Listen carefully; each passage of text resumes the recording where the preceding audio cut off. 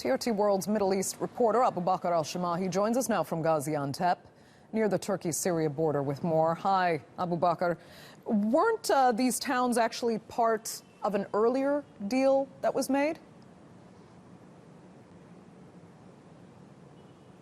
Yes, they were. They were included as part of this, the wider deal on the evacuation of eastern Aleppo, the opposition evacuation of eastern Aleppo in late December. But the evacuations from these four towns didn't actually fully take place.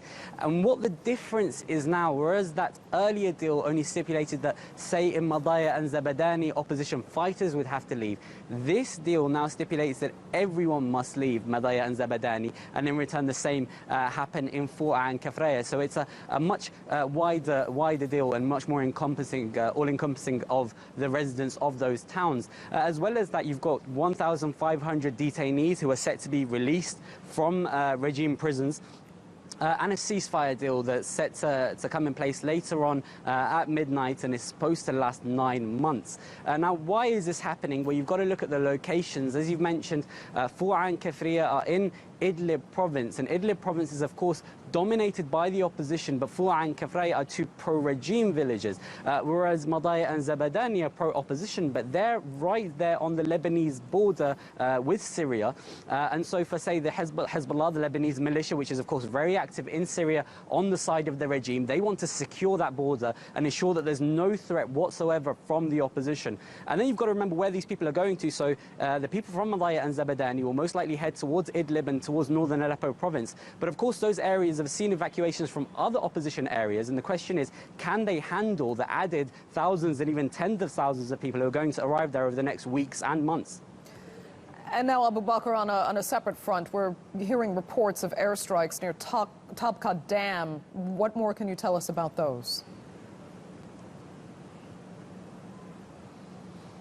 Well, the reports are that these airstrikes have killed the director, or the acting director of the dam, Ahmed al-Hussein, as well as his assistant technician.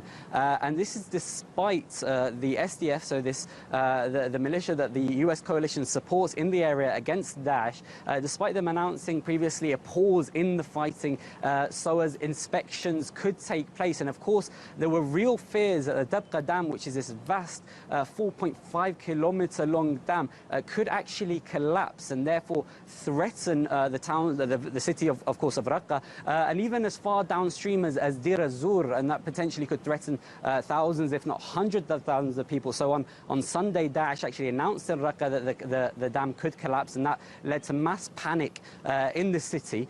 The Americans said that, well, the dam wasn't in any imminent danger, and that any danger actually came from Daesh itself. But as I've said, both sides there seems to have been some sort of agreement where inspections could take place, and yet if these airstrikes did happen, of course, that would hamper any attempts to inspect the safety of the dam. Okay. Abubakr al-Shamahi joining us there from Gaziantep. Thanks so much for that.